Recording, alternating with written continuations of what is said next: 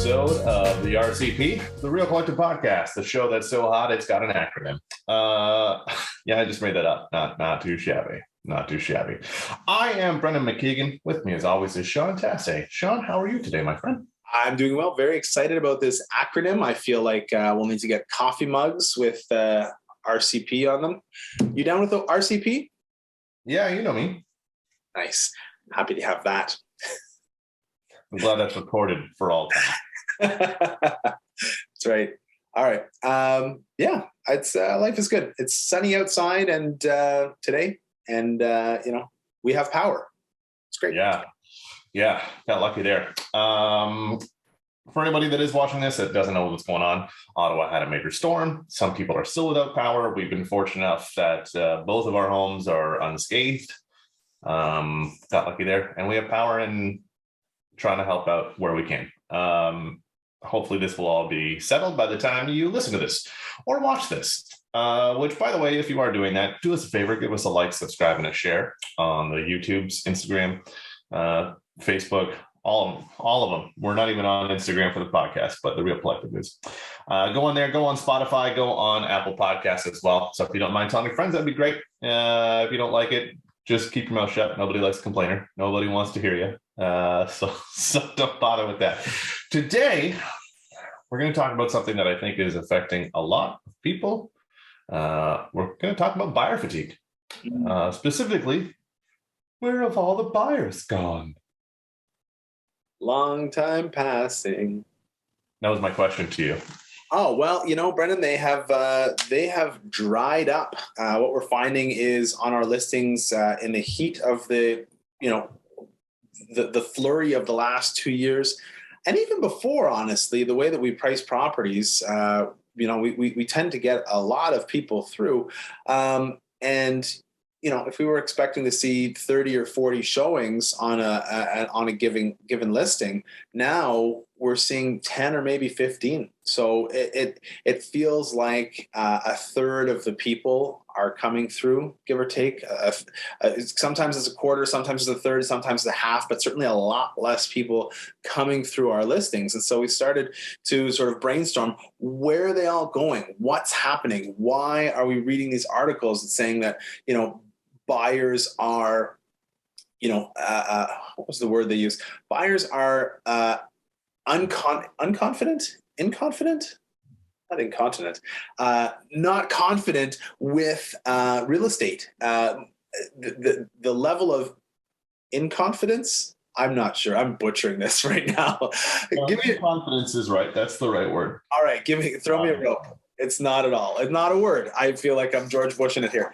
The lack of confidence in the market right now, thank you, is as high as it's been, the highest it's been in the last 12 years. Whoo! I really had a hard time with that. Good thing we're live. Yeah, right. Hey, Jack, can you edit all of this stupidity out, please? He probably won't. Or just do a supercut of every single time you tried to say lack of confidence. Yes, yeah, that'll be great. Confidence, lack, confidenceless. Anyway, so what we wanted to talk about today is what some of those issues are and what's pushing it, what's making it so that there's so few buyers that are coming through. So we've got 6 points that we've sort of come up with. If you're listening to this and you have some other ones you want to add in, feel free to add them to the chat. You can reach out to Brendan and I directly with our Calendly link below, and you can set up an appointment with us and tell us all of the ways in which we're wrong, or all of the ways that you think that we're right, and how, as a buyer, you think that you'd like to take advantage of this. Or if you're a seller and you're butting up against this and you can't really figure it out, and you're like, hey, these guys seem to know what they're talking about, then we can have that conversation too. But the first three will break down the first part, and then we'll have our break, and then the second three will break down the second part. So Brendan, take it away. All right, let's jump into it.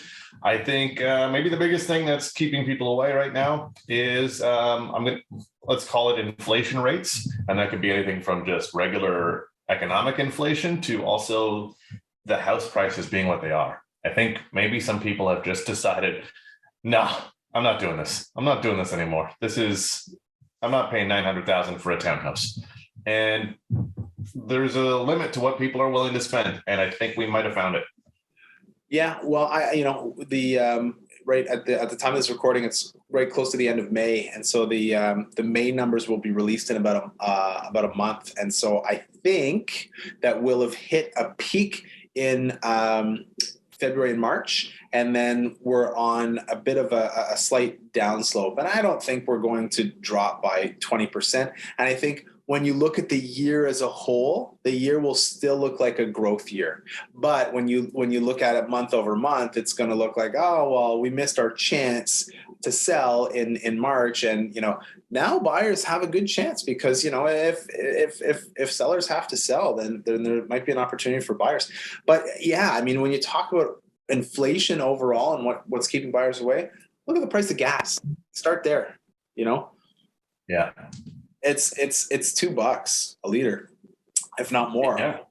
And I remember a couple of years ago, we were like, oh my goodness, it was over $1, and it hasn't taken a long time to go from $1 to $2. I mean, everything seems to be doubled. Meat, eggs, milk, bread, wood. Man, like everything. And I had way too much wood to eat over the last 3 weeks. What's a billion, goof? There's a joke there. I'm just gonna slide right over. Oh, yeah. So and I mean, like everything is more expensive. There was an article that I read the headline of earlier today that said, 50% of Canadians are finding it hard to feed their family. Yeah. Groceries more budget out the trip to go get groceries now. I'm like, okay, well, that's double the cost of gas now. And let's call a spade. It's double the price. Like, yes, we were at like 1 to 120 for a long time and 120 to 140, but really, like, that's a huge jump when you're at 209. It's like, that's insane to be able to try to get your family a full grocery shop while you're spending $100 to $150 on a tank of gas. Like, that cuts into stuff. And when people are like, well, there it goes. There goes buying the house. Yeah. We're not going to do it right now. Well, yeah. Like, hey, you know what? We saved up $20,000 to put down as our down payment. Well, now it needs to be 30. Whatever. Now it needs to be 40. Ay. Well, geez, it used to be you needed 20 grand maybe 5 years ago to buy your first house. Now it's looking like you need 40 grand, and you need that 40 grand to live your life because stuff just instantly got way more expensive. So, all of it adds up, and it adds up pretty quick. Yeah. Yeah. And I mean, I all of this to say, like, I don't blame some people for taking a break. Like, it just kind of makes sense. When like you got to sort of step back and be like, okay, what's going on right now? We had this idea in mind. We wanted to buy the house. Now the cost of our car is doubled. The cost of our food is doubled.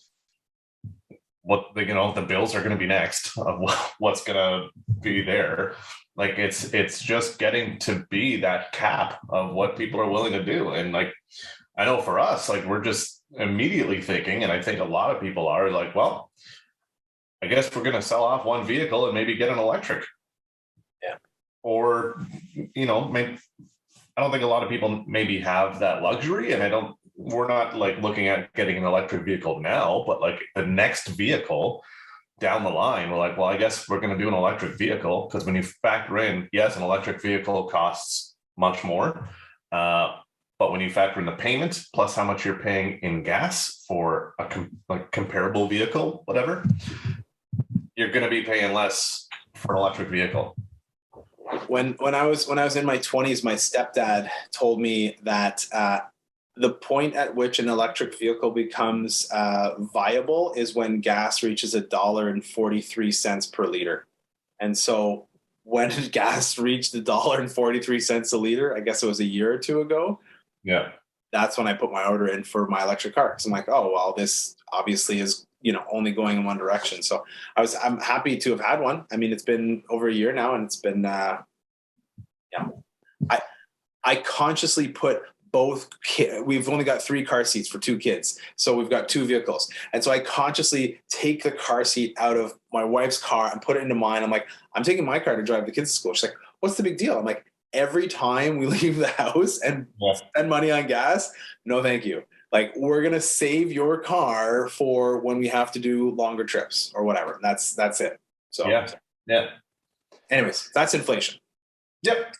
I think the number is like 6.7%. And then I saw a thing about inflation around the world. And we're not even that high compared to some other people around the world. Like, I think it was Turkey, was like 61% inflation. Ooh. Ottawa ranks low, like very low, even on like the G20 countries, G8 countries, in terms of what inflation that they've seen over the course of the last, we, Canada, over the last, 2 years. Some countries are way higher than we are. So it's not just a here thing; it's a global thing. Yeah. And then moving on to the next one, we've got an election year, and I've never quite understood that. Hear me out. I do, but I don't, because an election year happens, and I don't care who you're rooting for or who you're voting for. Everyone makes promises about housing, and nothing has changed from the politicians in the last 15, 20 years. Like, they haven't done anything. So I don't understand why people wait to see what happens with an election result. Like, it's just going to be like, hey, they won. Okay, great. Now we can buy a house. Well, I'll give you devil's advocate here. Is I think Ottawa being a really heavy government town, people are like, am I going to have a job or not? Right? There's some jobs that are partisan based, and so people are like, I'm not sure who's going to be in. And as a result, I don't know if I'm going to have a job. If it's one color, my job might get axed. And if it's another color, I might get a raise. Who knows? Right. And so there's sort of that question of, oh, well, I'll wait to see what the results are. The problem is, like you say, even if they do fulfill some of the stuff that they're talking about doing when they're running, it's going to take years before that even kicks in. So typically what happens is we get an election, the results come in, and then, it really slows down. The market slows down a week or two leading up to the election. And then the election happens, and then the floodgates open again. Okay, we know what we're going to expect. And so that's this regular pattern we see in Ottawa in real estate. So in an answer to the question of where are the buyers gone for the last 2 months, they'll probably wait until after, what is it, June? Is it June 4th? Is that the election? 2nd, I thought. June 2nd? Yeah. Whatever it is, go and vote. It is your democratic right, maybe duty. Hey, I would say duty. Yeah? Yeah. Good. I like that. I think if you're not voting, you don't get to complain about anything. It's one thing if you lost the election and you don't like how the other team is handling stuff, but if you don't vote and then you get mad at how someone else is doing something, well, you and the thousands of other people that didn't vote could have made a difference there, but you didn't. I think you just wanted an excuse to say duty. Duty. I'm with you, man. It's something that I have not missed an election since I turned old enough to vote. So it is I take seriously. And then the last thing before we break, of course, is interest rates.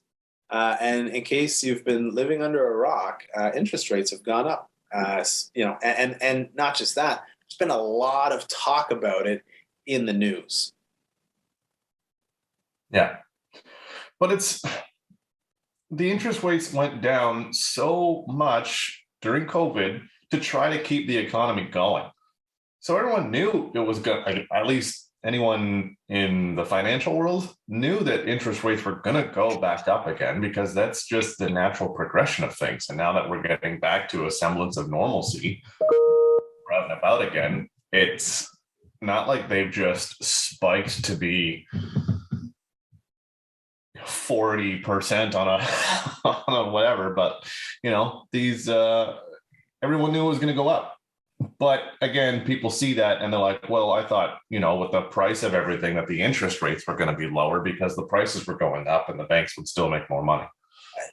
Yeah, but I don't you know. know what? People, oftentimes, a lot of people don't think in big picture, right? They think about what effect does it have on me, which I fully get, and I'm with that. I would say the effect that the interest rates have on the buyers is they lose buying power, right? So if the interest rate goes up by 1%, that means that, well, geez, you can't buy that $800,000 house anymore. Now you have to buy the house. I don't know. I didn't do the math. Now you have to buy the house that's 750, Yeah. right? So all of a sudden what happens is if that's happening to everybody all at the same time, and the big change happened about 60 days ago, and you need to lock in your rate for, 60 days or whatever it is. I don't know when the big change happened. What I'm saying is people lost their buying power, and it's having this trickle down effect more and more now. So some of the purchases that you're seeing today, where you're like, oh wow, this is a crazy high sale price.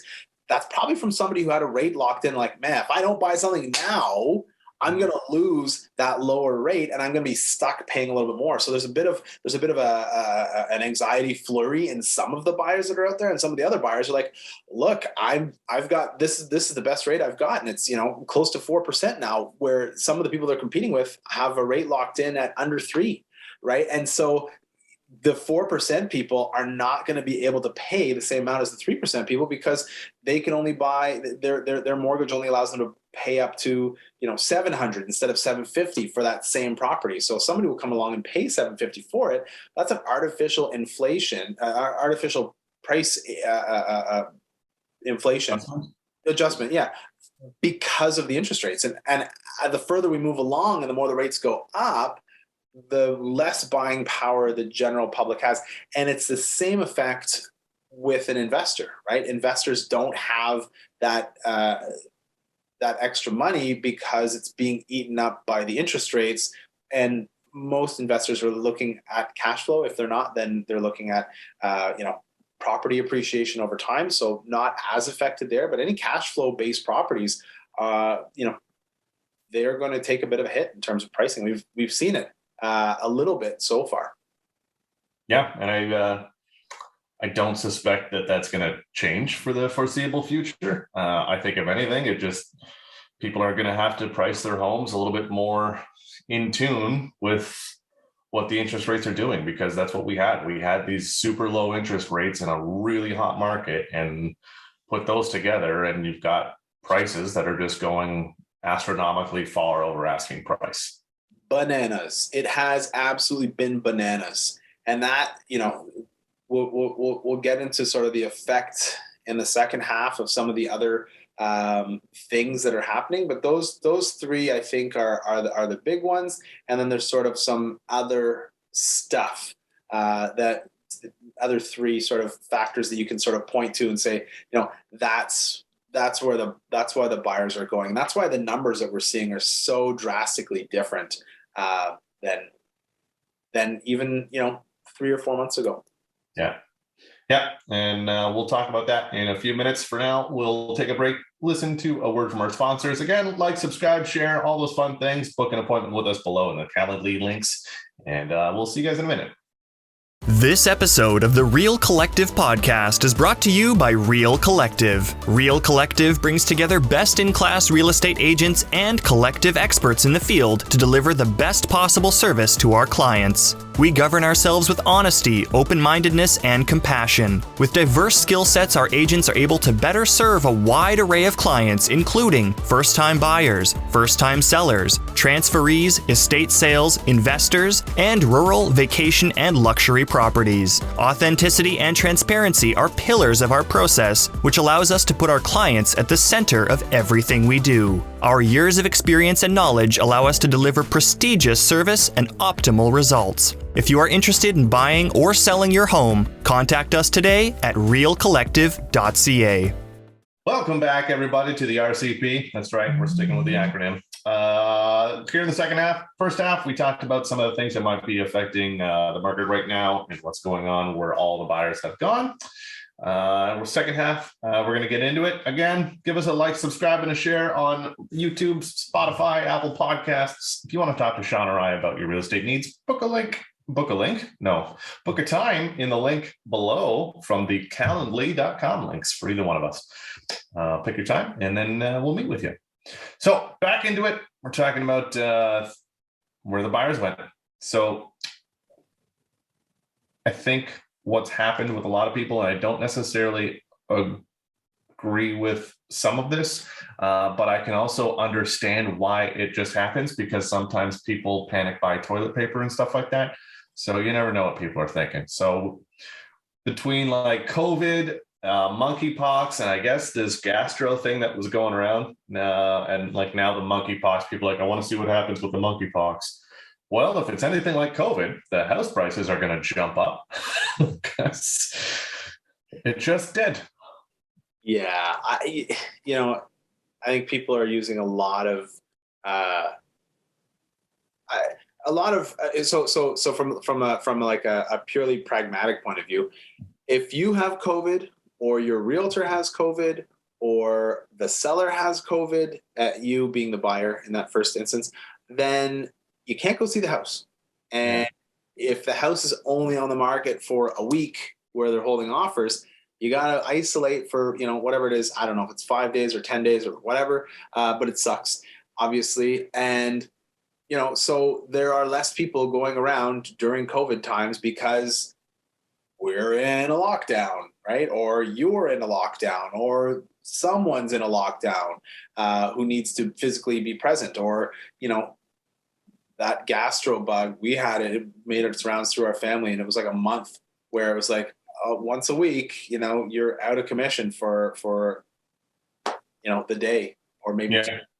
And I think technically speaking, the effects of COVID and that gastro thing over the last probably 2 months have been there. I mean, a lot more people have COVID than we've ever seen before, and nobody really knows about it because they're not tracking it. The only thing you can really see is what's in the wastewater. And those numbers were drastically high after we cut after the rule was to cut all the measures, right? So, that plus gastro, I think the monkeypox thing is more of a fear thing than a pragmatic technical thing.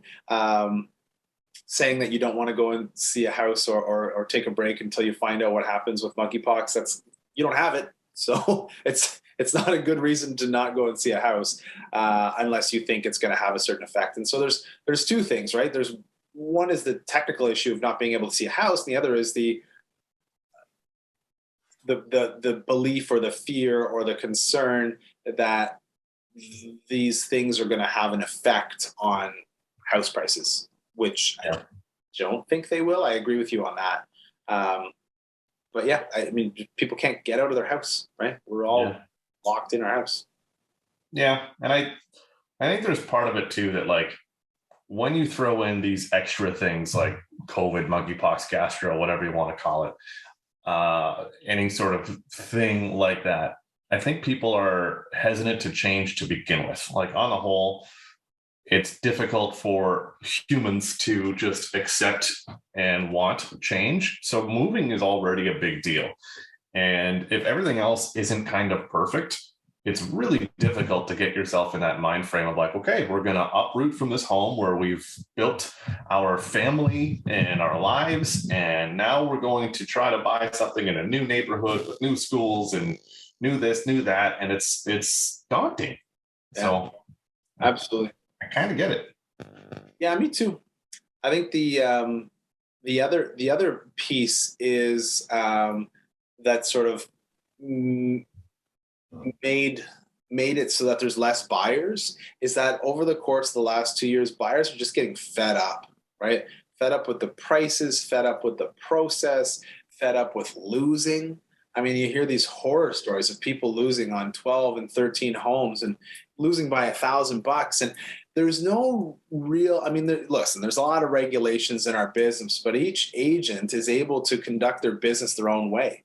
And some agents are good and some agents are great and some agents should not be agents, and every time, depending on who as the buyer you're going to, I mean, you've hired your agent, which is one thing, but you're always going to somebody else's show. You're going to that listing agent's show, and that listing agent might run the show different than the next listing agent of the other house you want to buy, where you might get a call back, right? And you might not get a call back. And so thinking that you have these expectations of how the process is going to work. Okay, well, hey, I've done this 12 times. I know that I have to do this to begin with, do this next, and give my best offer, next, and, save a little bit in the tank because I know they're going to give us a call back, whatever. Well, some people do, and some people don't. And some people do and don't sometimes. Right? And so it's so confusing for buyers that when these new and different, things come out and say, hey, here's the whole process. It's the same every time. It's totally transparent. You can see what everybody else is bidding. A lot of people glom onto that and like, oh, great, this is wonderful. So I get that, right? It's a buyer fatigue replacement or killer or fix. I don't necessarily agree with it, but I can see how buyers are like, oh, okay, great. I'm done with this system, right? And that's a lot of the talk in the election is, hey, the system isn't good. Yeah. I think there's just like you said, like it's just, and not buyer fatigue because of things like inflation and interest rates. I think it's just because the market changed so much. And like you said, when you lose out that many times, I mean, how many times do you realize that like a sport's maybe not for you and then you stop playing that sport or something? And sadly, sometimes that happens. And I don't know, maybe that's the way you're going about purchasing a home. Maybe it has something to do with the buying power. There are ways around it. Sometimes you need that little reset. And I feel like maybe, my bad. I feel like maybe there's some people in the business that maybe aren't cognizant of that and maybe not checking in with their clients on a regular basis or not resetting and saying like, hey, listen, we've lost out this many times. Here's what happened with all of them. Like, let's have a debrief and talk about these so that we can figure out a new game plan for the next one. So I think it's really on realtors to kind of help mitigate that buyer fatigue as much as possible. Because if you're losing out on like 10 to 15 homes and multiple offers, then your realtor's not telling you the right thing. I'm sorry, like for any realtors watching, like, oh, but my clients are like that. Well, then do better. Sorry, but like, what do you want me to say? You're not doing well by your clients by just letting them lose nonstop. Yeah. So I think that's on the realtor, is to help mitigate that buyer fatigue by helping your client through that process and, helping be there for them as like, not just the realtor side, but like the mental side of buying a home and telling them, like, explain what's going on. And I think that might help some people. I hear this one line all the time from other realtors who are submitting offers, and they're submitting offers and they know the offer that they're submitting is too low. And they're like, oh, well, they need to lose out a couple times before they can understand what's going on in the market. I'm like, well, not really. I mean, wouldn't it be great for them if they just went and saw the house and they bought the house that they wanted enough to submit an offer for? I mean, obviously there's some times where you're not going to get it and you want to try it anyways. It doesn't make sense to me. I mean, if I know I can't get something, I'm not going to try, right? When we first started shopping for a house, my wife was like, oh, let's look at this. Let's look at this. Let's look at this. I'm like, I don't want to look at anything, so we're not ready yet. I only want to look at what we can have. Otherwise, it's just window shopping and I'm wasting my time and everybody else's. But that's just me, right? It's different. It's different for other people. So I mean, different people have different processes. So what do I know? Enough to start a podcast. Yeah. So I mean, without getting too much into it, if you're feeling like you have some buyer fatigue, oh man, it kind of sounds like a sales pitch, but like, Well, book with us. Talk it. Let's talk it out.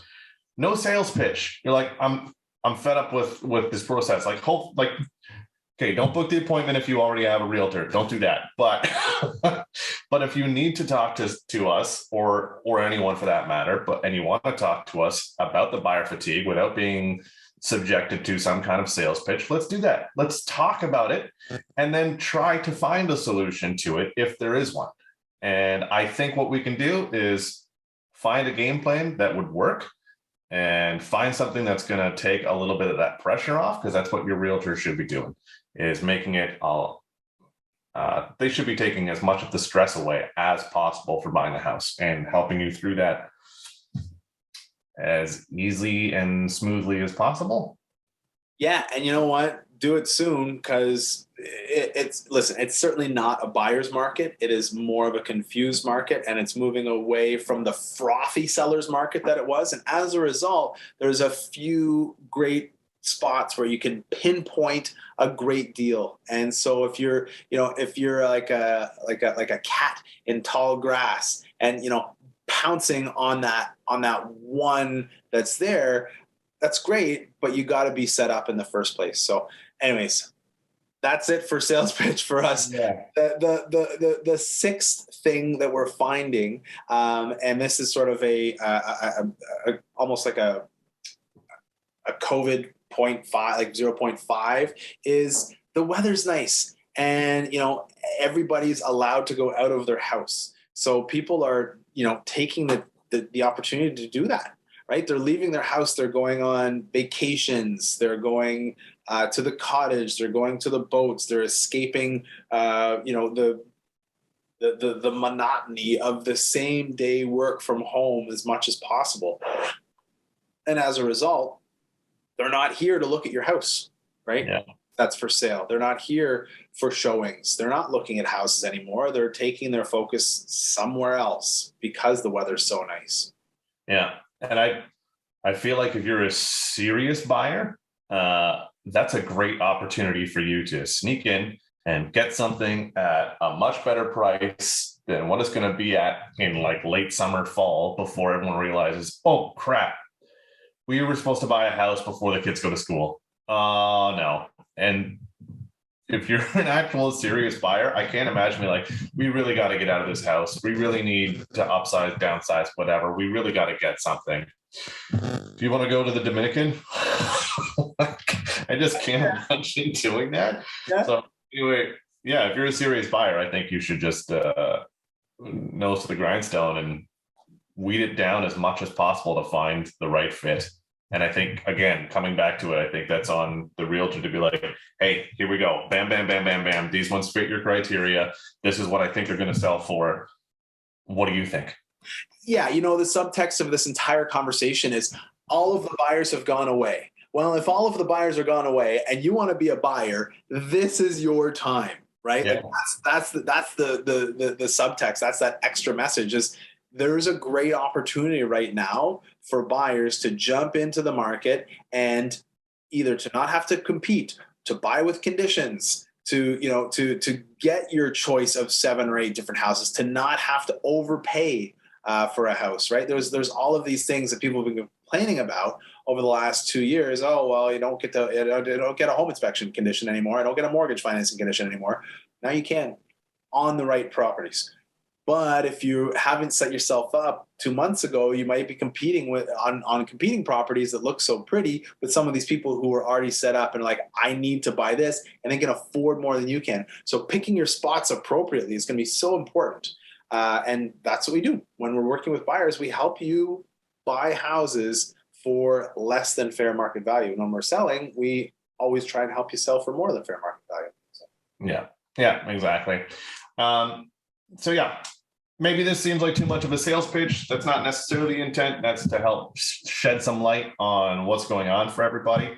So that maybe it does help you depending on what side you're on. You can like, okay, so we missed a bit of a window, but on the plus side, our home is still worth far more than it was 3 years ago or 2 years ago or 1 year ago, like astronomical rates or increases in the value of homes. So either way, you're doing well. Maybe you missed it by a couple months to do extremely well, but man, there's still the opportunity on both sides, I think, to do great things. And here's the thing.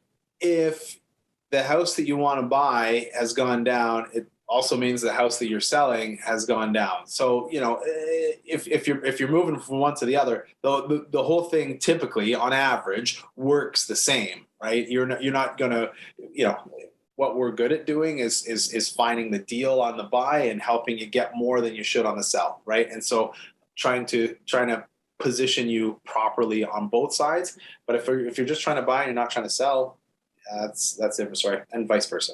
Yeah.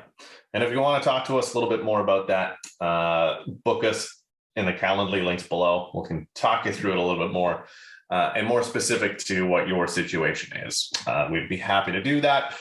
Again, give us a like, subscribe, and a share on the YouTubes and also Spotify and Apple Podcasts. Yeah, that's a mouse. I just showed your mouse. I'm clicking the subscribe button with my. Oh, that's what it was. I'm like, I have a mug. We're just showing things now. So that's the RCP, everybody, the Real Collective Podcast. Thanks for tuning in. Again, tell your friends about us. We'd really appreciate that. Book us, book a meeting, book us for your private parties and all your events. Until next time, I'm Brendan McKeigan. This is Sean Tasse. And until then, keep it real. Collective.